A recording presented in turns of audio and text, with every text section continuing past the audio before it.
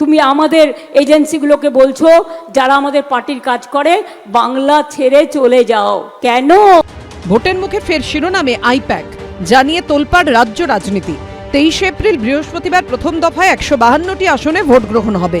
তার ঠিক 4 দিন আগে জল্পনা তৈরি হয়েছে যে তৃণমূলের ভোটকুশলী সংস্থা ইন্ডিয়ান পলিটিক্যাল অ্যাকশন কমিটি বা আইপ্যাক কি সাময়িকভাবে কাজ বন্ধ করল। সংবাদ সংস্থা ডেকান হেরাল্ডের প্রতিবেদন অনুযায়ী তৃণমূলের ভোটকুশলী সংস্থা আইপ্যাক আগামী 20 দিন পশ্চিমবঙ্গে কাজ বন্ধ করে দেওয়ার নির্দেশ দিয়েছে। সেই মতো এইচআর বিভাগ থেকে কর্মীদের মেল করে ছুটিতে যেতে বলা হয়েছে। 11ই মে পর্যালোচনা করে পরবর্তী পদক্ষেপ নিয়ে সিদ্ধান্ত নেওয়া হবে। সূত্রের দাবি কর্মীদের সঙ্গে ভার্চুয়াল বৈঠকও করেছে আইপ্যাক কর্তৃপক্ষ। এটা ইঙ্গিতপূর্ণ, কারণ 11ই মের মধ্যে পশ্চিমবঙ্গে ভোট পর্ব মিটে যাবে, ফল ঘোষণা হয়ে যাবে, এমনকি নতুন সরকারও তৈরি হয়ে যাবে, নতুন মুখ্যমন্ত্রীও শপথ নেবেন। তবে তৃণমূলের তরফে আইপ্যাকের কাজ বন্ধ রাখার খবরকে ভিত্তিহীন দাবি করে বলা হয়েছে এটা সাধারণের মধ্যে বিভ্রান্তি তৈরির একটি উদ্দেশ্য প্রণোদিত চেষ্টা বলে মনে হচ্ছে। আইপ্যাকের পশ্চিমবঙ্গ শাখা তৃণমূলের সঙ্গে যুক্ত রয়েছে এবং রাজ্য জুড়ে পরিকল্পনা অনুযায়ী প্রচারের কাজকর্ম চলছে।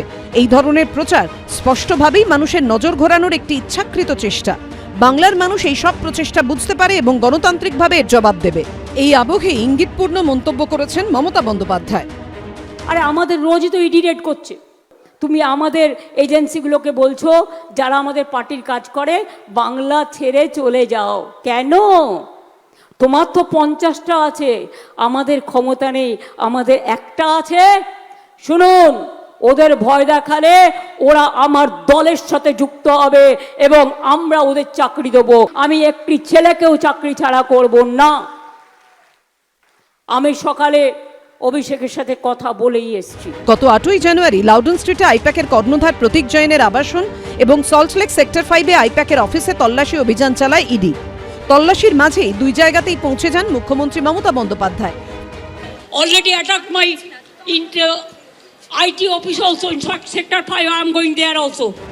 গত 13ই এপ্রিল হাওয়ালার মাধ্যমে প্রায় 50 কোটি বেআইনি লেনদেনের অভিযোগে দিল্লি থেকে আইপ্যাকের অন্যতম ডিরেক্টর ও সহপ্রতিষ্ঠাতা ভিনেশ চান্ডেলকে গ্রেফতার করে ইডি। এরপরই এবার ডেকান হেরাল্ডের খবরে তীব্র জল্পনা তৈরি হয়েছে। প্রশ্ন উঠছে, আইপ্যাক কি তাহলে পশ্চিমবঙ্গ থেকে পাত্তাড়ি গোটাচ্ছে? এর প্রভাব কি বিধানসভা নির্বাচনে পড়বে? আইপ্যাক বিজ্ঞপ্তি দিয়েছে, যে ইমেল এসেছে সেটা আইপ্যাকের তরফ থেকে এসেছে। সত্যি মিথ্যে তো জানি না, আইপ্যাকের দিক থেকে পারে না হেন বোধহয় কাজ নেই। তৃণমূলের সঙ্গে থাকলে সবাই মিথ্যাবাদী, আইপ্যাকও মিথ্যাবাদী, তৃণমূলও মিথ্যাবাদী।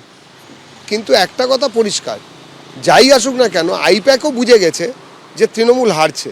আইপ্যাক তো জানেই, তৃণমূলের নেতারাও জানেন তৃণমূল আর নেই, তৃণমূল আর থাকবে না।